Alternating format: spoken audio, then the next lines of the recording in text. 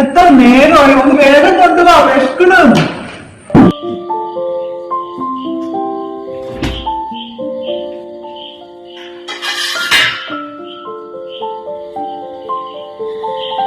കഴിക്കാൻ കൊണ്ടുവരട്ടെ?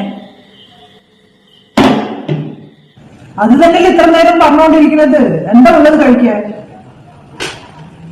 ബിരിയാണി ഉണ്ട്, fried rice ഉണ്ട്, നൂഡിൽസ് ഉണ്ട്, 5-6 നൂൽപുട്ടുണ്ട്, ഒരു 9 പൂരി ഉണ്ട്, 5 കോഴിമുട്ട പുഴുങ്ങിയതുണ്ട്, കുറച്ച് നെയ്ച്ചോറുണ്ട് 2 പേർക്ക് കഴിക്കാനുള്ളത്, ബട്ടർ ചിക്കൻ കുറച്ചുണ്ട്. ഏതാ വേണ്ടത്? ഇത്രയൊക്കെ ഭക്ഷണം നീ ഇന്ന് ഉണ്ടാക്കിയ? പിന്നെ ഇതൊക്കെ ഒറ്റയ്ക്ക് ഉണ്ടാക്കാൻ വേണ്ടി എനിക്കെന്താ വേറെ പണിയില്ലേ? പിന്നെ അത് പിന്നെ 2 ആഴ്ചയായി ഞാൻ ഫ്രിഡ്ജ് വൃത്തിയാക്കിയിട്ട്. അപ്പൊ ഞാൻ ഇന്ന് ഫ്രിഡ്ജ് വൃത്തിയാക്കിയപ്പോ ഇതൊക്കെ അതിൽ കിടക്കുന്നു. അപ്പൊ പിന്നെ ഇങ്ങനെ ഭക്ഷണം വേറെ ഉണ്ടാക്കുന്നത്? ഇനി 2 ദിവസം ഭക്ഷണം ഉണ്ടാക്കുക വേണ്ട. ഞാൻ എടുത്തിട്ട് തരട്ടെ? എനിക്ക് വേണ്ട വന്നു.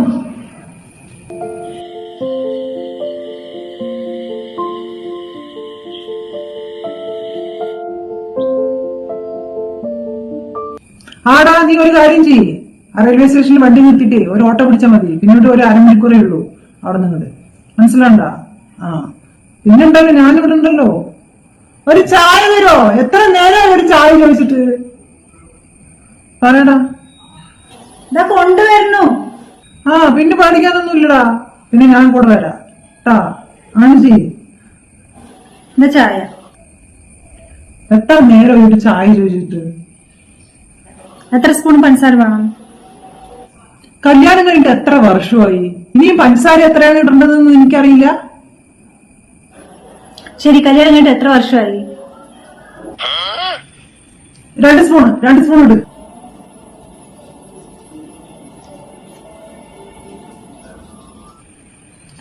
ഇളക്ക്, നന്നായി ഇളക്ക്. മതി മതി. ബാക്കി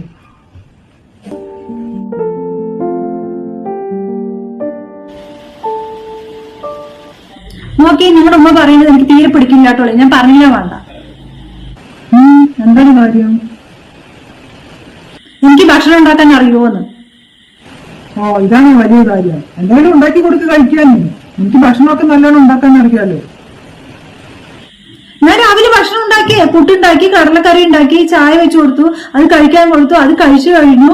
എന്നിട്ട് കഴിച്ചു കഴിഞ്ഞതിന് ശേഷം ഇങ്ങനെ പറഞ്ഞിട്ട് പോയതേ.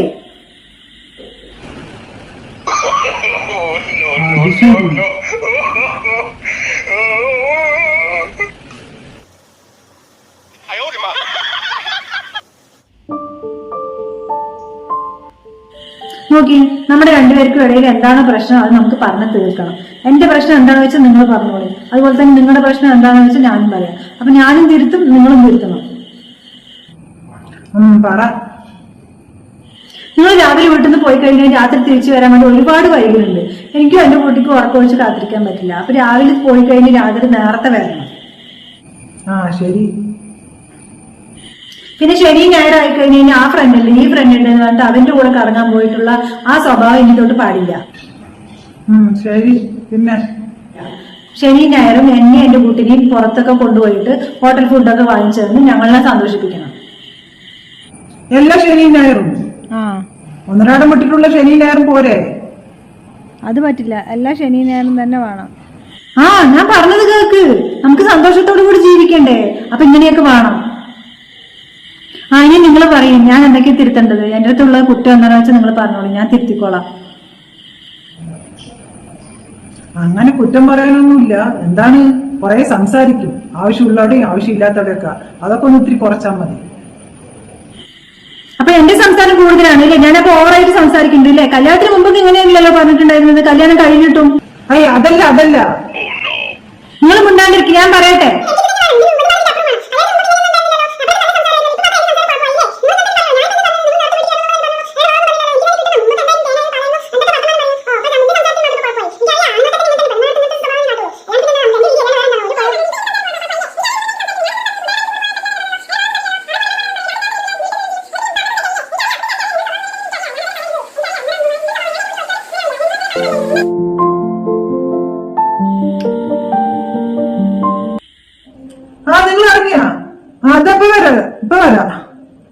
അതെ അതിലൊക്കെ അവിടെ ഇറങ്ങി നമ്മളെ കൊണ്ട് എപ്പോഴാ വരുന്നത് ചോദിക്കണു, എന്താ എത്ര നേരം വൈകുന്നു ചോദിക്കണു, എന്താണ് പറയേണ്ടത്? ഒരു 5 മിനിറ്റ് ഇപ്പൊ വരാന്ന് പറ. എന്താ ഇപ്പൊ ഇത്ര തിരക്ക്? അങ്ങനെ പോകാൻ പറ്റുമോ? ഒന്ന് റെഡി ആകുമൊന്നും വേണ്ടേ? ആ അളിയാ ഒരു 5 മിനിറ്റടാ, എന്താ അവിടെ പെയിന്റ് അടിച്ചുകൊണ്ടിരിക്കുകയാണ്.